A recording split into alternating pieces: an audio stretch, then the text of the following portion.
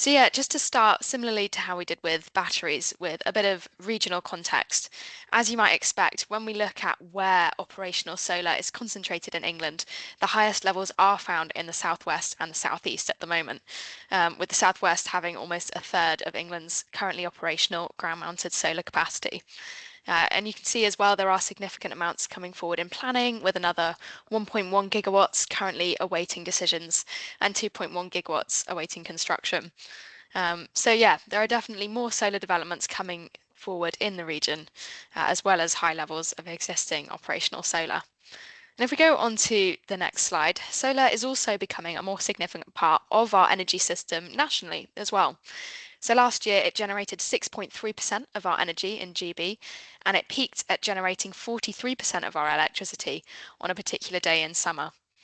And it's helpful to know that although solar does generate higher levels of electricity during the middle of the day and the summer seasons, it doesn't require direct sunlight to generate, so it can still produce electricity on cloudier days and during the winter as well. And that variable level of electricity generation can be really well complemented by battery storage, as we've already mentioned, but also by other types of renewable technologies. So we have a graph on the right here that shows the level of electricity that was produced from solar and wind every day last year. And you can see there are relatively few days when both wind and solar generation were low at the same time. In general, days that have lower levels of solar electricity tend to have higher levels of wind generation, and days that have lower levels of wind electricity tend to have higher levels of solar. So those technologies can work together really well in complementing the energy system. I also just wanted to emphasise on this page that the UK Solar Task Force is a government industry body which has set up and recently published the UK Solar Roadmap, which is a really helpful document setting out some of the opportunities for driving both rooftop and ground-mounted solar development in the country. And it also discusses the opportunities for supporting economic growth and new skills and jobs, as well as supporting a clean and affordable energy system. So moving on to the next slide, we have a similar diagram here to the one we showed of batteries earlier. You can find this in the draft guidance document that's been shared with you.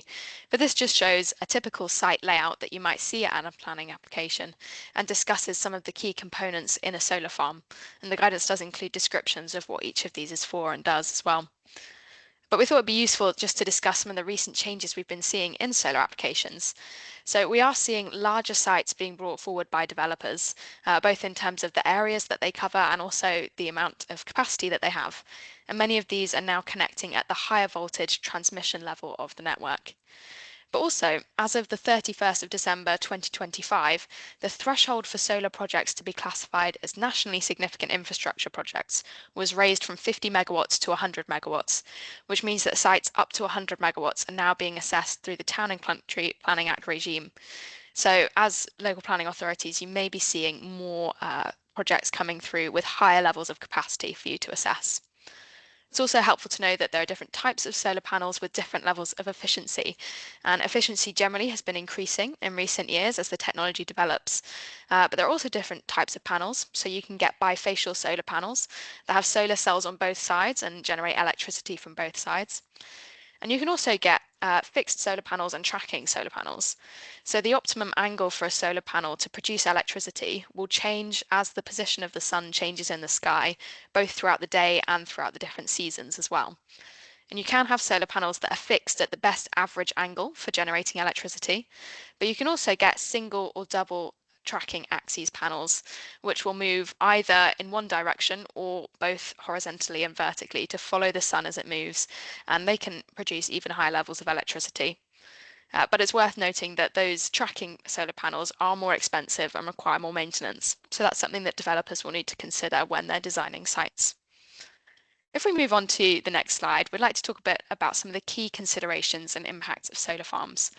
So I think one of the most common points of contention for solar farm developments is land use, and agricultural land use in particular. And this is partly because the site requirements for solar farms to have areas of land with high levels of sunlight and that are relatively flat often correspond with areas that are currently being used for agriculture. And the National Planning Policy Framework is very clear that best and most versatile agricultural land is important to protect and safeguard. And where development is necessary, it should try to prioritise areas of poorer agricultural quality over higher quality areas. Although the NPPF doesn't say that it's inappropriate to have solar farms on agricultural land. Uh, Developers can take this into account during the site selection process for solar farms by looking at agricultural land classification data and using field level surveys to try, even within the site design, to minimise impacts on the highest quality land. But solar farms are temporary, and once they are removed at the end of their life, the site can go back to its former agricultural use, as well as it can be used for grazing during the operation of the solar farm. We've got a photo on the right there at the top that shows the piles that are commonly used to mount solar panels. And as you can see, these have very low impacts on the soil at a solar farm. So the main forms of disturbance for soil actually come from the construction of cable routes, access tracks, and potentially some small foundations for the inverter and substation buildings at a site. But the solar panels themselves have low impacts on the soil, which can allow it to be restored and actually recover from agricultural use during the lifetime of the site. And planning practice guidance does support continued agricultural use and or biodiversity improvements around solar panels where that is applicable. If we go on to the next slide, we've got a bit of a case study here from an appeal decision that came in May 2025. And this was for a 40-hectare site, of which 84% of the land was best and most versatile. And we just included it because there were some useful conclusions. So the inspector concluded that the status of the site as best and most versatile would be safeguarded provided there was a planning condition in place for a soil management plan. So this meant that once the solar farm was decommissioned at the end of its lifetime, the site would still be considered best and most versatile. Interestingly, the inspector did note that the land would not be used to its maximum potential as best and most versatile during the operation of the solar farm. So there is that loss potentially in agricultural production, especially of open arable crops. But in this case, the inspector did actually consider the prospect of improved soil condition due to the break from arable crop production and gave that countervailing moderate weight as a benefit of the site. So just interesting to see that if a site is managed well, those improvements for soil condition can be taken into account in planning decisions. If we go on to the next slide, we've got some information about another land use related impact, which is overplanting. So we have a graphic on the right there, and at a solar farm, you have your solar panels, which generally generate electricity in direct current, which is normally changed into alternating current at inverters on the solar farm before being exported onto the electricity network. And overplanting refers to when developers install more solar panels than are needed to meet the capacity of the inverters or the export capacity that they're allowed to send onto the electricity network. And the reason that they can do this is because solar panels won't be operating at 100% of their efficiency all of the time due to changes in weather and conditions at the site. And so by having more solar panels on site, they can meet that export capacity level for more of the time and increase the amount of electricity that they're providing to the grid. And this can also help offset panel degradation over the lifetime of the solar farm. As is common with many technologies, solar farms can become less efficient as they get older. So overplanting can help to address that in site design. There's been a lot of case law that has made it very clear that when you're determining whether a solar farm should be a nationally significant infrastructure project or go through the TCPA regime, that decision is based on the capacity of the inverters or the export capacity of the site, rather than the capacity of the solar panels. And there's some more information about how overplanting can be considered in a planning decision at this legal blog by Burgess Salmon, which I'd recommend reviewing, and you'll be able to access the links when we share the slides after this training session. But yeah, on this page we have some information about biodiversity. So there is a growing body of evidence that when solar farms are managed effectively, they can support higher levels of biodiversity for plants, insects, birds and mammals. There is academic research on this. There are also studies from the RSPB, and Solar Energy UK produces annual monitoring reports of ecology at solar farms, as well as best practice guidance for developers that can help in planning how these enhancements can be created. A lot of solar farms will deliver their mandatory biodiversity net gain requirements through on-site enhancements because it's so feasible for many solar farms. But this is just helpful to be aware. Again, impacts will be assessed on a case-by-case basis. It's important to consider whether there are any protected species at a potential site or protected habitats nearby. But I think it's useful to be aware that when the correct management is put in place, potentially through planning conditions, solar farms can deliver benefits for biodiversity that can be a consideration in planning. If we move on to the next slide. Similarly to batteries, it's important to consider the visual impacts of these sites. So solar panels are typically about 1.5 to 3 meters above the ground, and planning practice guidance sets out that with appropriate topography and screening planting, the zone of visual influence for sites can even be zero. But of course, this will again depend on site-specific conditions and the management strategies used in different cases. Cumulative impacts are definitely important to consider, as I think we've been discussing a bit in the chat today, especially as more and more of these renewable projects are coming forward and being developed. And planning practice guidance sets out how they can be considered. But glint and glare is a specific visual impact for solar farms to consider, and this is where solar farms may be reflecting light at a particular receptor. But overall, solar panels are designed to absorb sunlight rather than reflecting it. So usually they're not more reflective than other forms of glass you find in a rural environment, such as windows. But glint and glare assessments are often completed and included in the wider landscape and visual impact assessment for solar farms. And these will need to consider whether the panels are fixed or if they're going to be adjusted in different seasons or if they're using those tracking solar panels that we discussed earlier.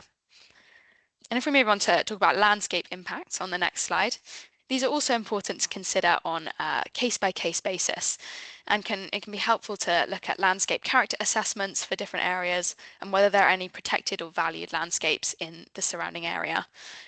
Impacts can be low if the sites are screened with appropriate planting that matches the landscape character and existing planting that's there, and if the solar farm follows the field pattern.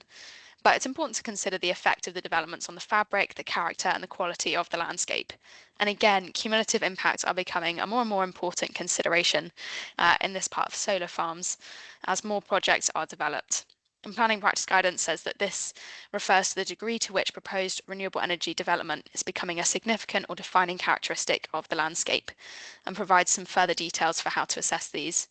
But from a developer planning application point of view, applications can include cumulative impact assessments through photo montages showing the proposed scheme alongside other existing and consented solar projects, and also take into account any other projects that have submitted planning.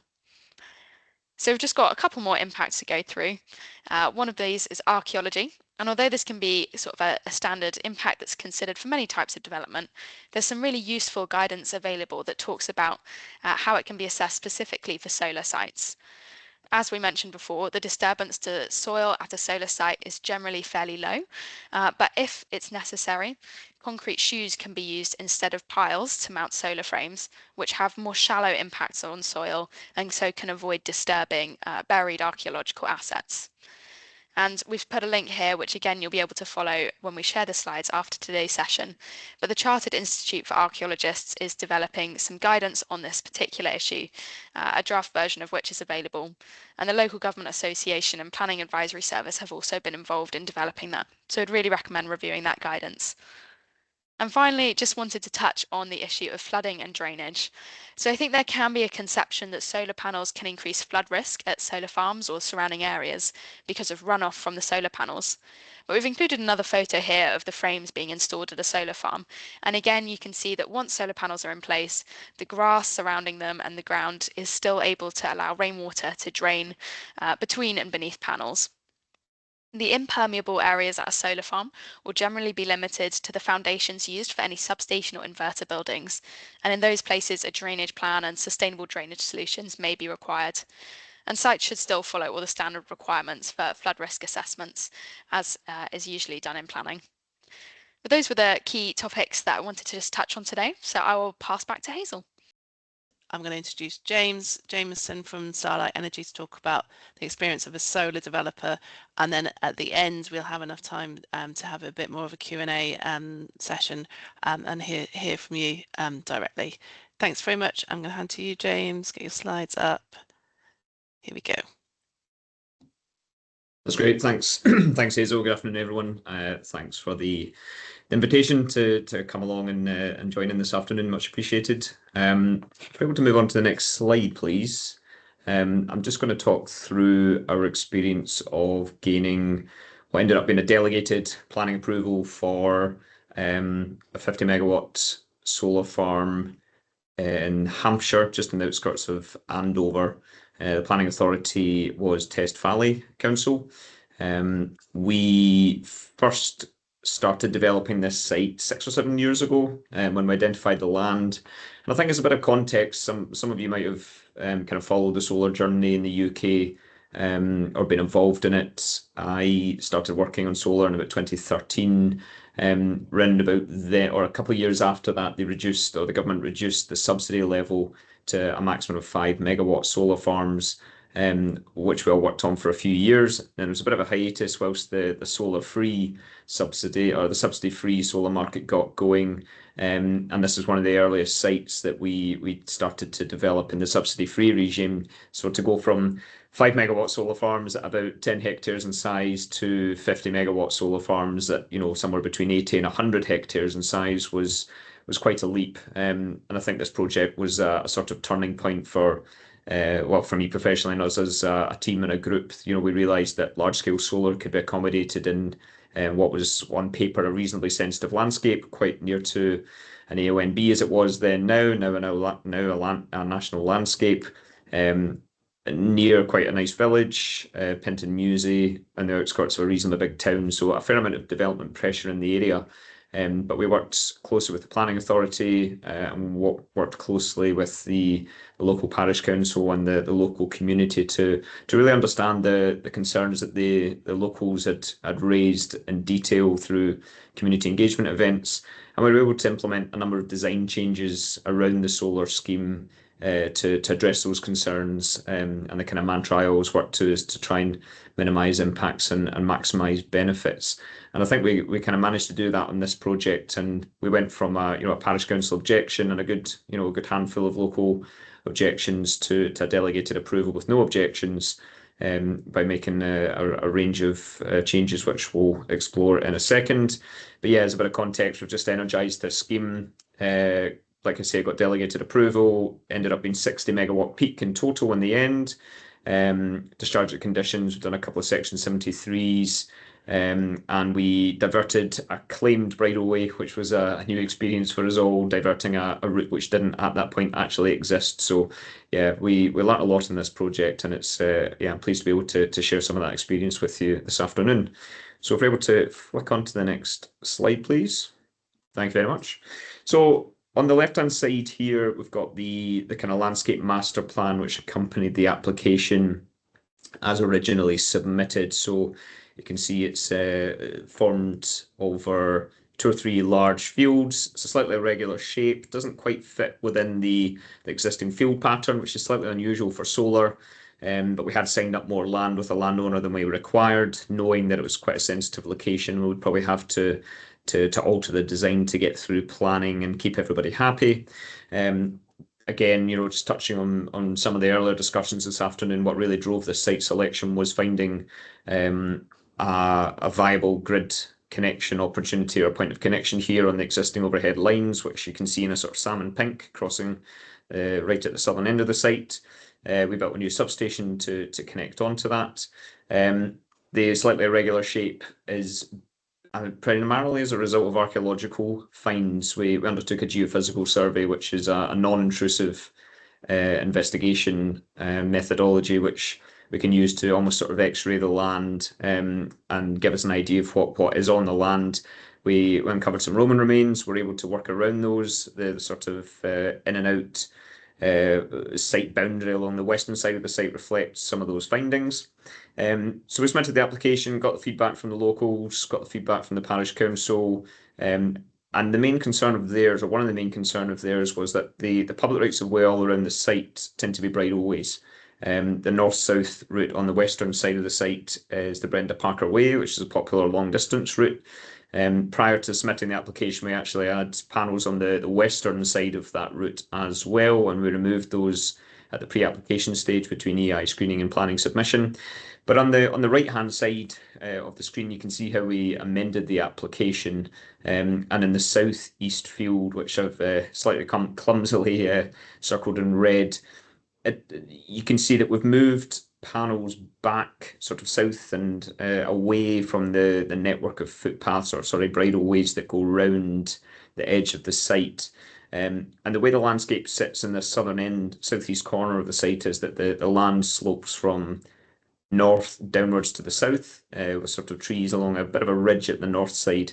And the feedback was that that's the kind of most open part of the site. So, and it's slightly elevated, and people were concerned that if there were panels right against those bridleways, then the views would be sort of cut off, and would really have quite a high visual impact and affect the amenity of that walking route. So we pulled the panels right back, and you can see in the sort of lime green corridor around those that we left a sort of wildlife buffer and a green corridor around that route to protect the amenity of those routes, and improve the biodiversity value of that location as well through wildflower planting.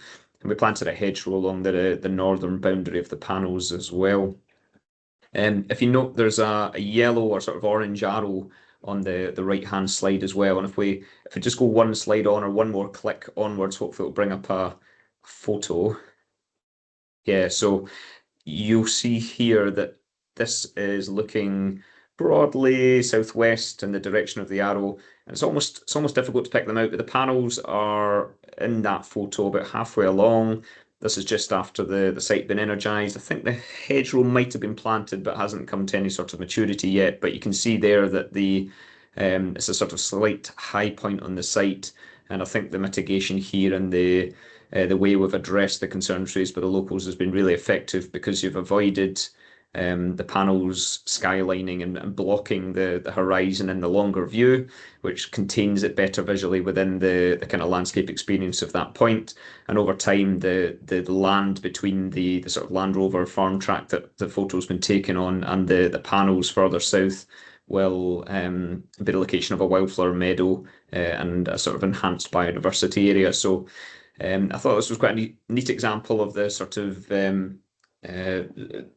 flexible nature of the design process that we use for solar farms, and quite a visually straightforward example as well. So I think the key takeaways here were working closely with the LPA at the pre-app stage, approaching the local community with an open mind and keen to really understand and drill into their concerns, and building up a relationship with the local parish council and the local community as well. They were quite understanding of our requirements and what we needed to accomplish, and we were keen to minimise the impacts as best possible as well. So I think that's it. I don't think there were any further slides. Fairly straightforward example, but hopefully interesting and useful nonetheless.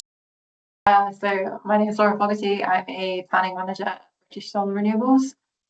If you could go on to the next slide, please. So I'm just going to talk through a case study, some of the planning challenges that we found, suggestions. So I thought to start off, I would talk through our site selection process that we follow when we're selecting a new site for solar development. So I'll just talk through our process at BSR. So firstly, we identify grid capacity, areas and availability. And for this, our in-house site finding team use software that shows UK grid infrastructure, that includes substations, power lines and network capacity to identify the potential suitable grid connections. Once we've found a potentially suitable grid connection, we have then established a search area through identifying a maximum viable cable length, and this length depends on the potential megawatt size of the project. And this would vary from business to business depending on the commercials of each project. A lot of factors can vary this, such as the cost of grid connection and the grid infrastructure upgrades required to facilitate a project, and also whether the developer builds their own projects. So following this, we then carry out an initial assessment to identify environmental and ecological constraints, including agricultural land grade and flood data as well. We do that using environmental mapping software. We then submit a grid application and receive an offer. This was the usual order of process prior to NESO reforms. But land rights will now need to be secured before a grid offer is given. We then assess the commercial viability. It is obviously key that there's a landowner willing to host the project on their land. BSR and developers tend to lease the land for a rate that is currently more profitable than UK farming. And a lot of landowners and farmers are looking for opportunities to diversify. And we as the developer will cover the costs. That includes legal fees and other associated costs for the landowner as well. And then finally, we carry out a planning appraisal to review these environmental constraints and ecological constraints. Again, we also look into transport, heritage, landscape, and all those kinds of things to determine whether the site has any potential to be suitable. Many sites are often discounted at this stage because they have constraints that are considered too significant, or there's like local plan constraints in place. And then after we've done this, we make a decision on whether we'd like to progress the site further. If you go on to the next slide, please.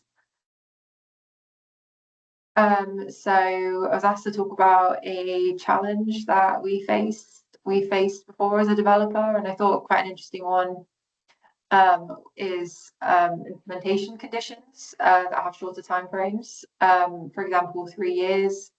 I think while 3 years is very typical and very reasonable for the majority of planning applications, there's a lot of factors as a solar developer that are like outside of our control, and those include the grid connection timeframes. For this particular case I'm talking about, there was an application for a 28 megawatt solar park in Hampshire, which was granted planning permission in September 2022, and we were initially given a 3-year time limit condition in which to implement the development.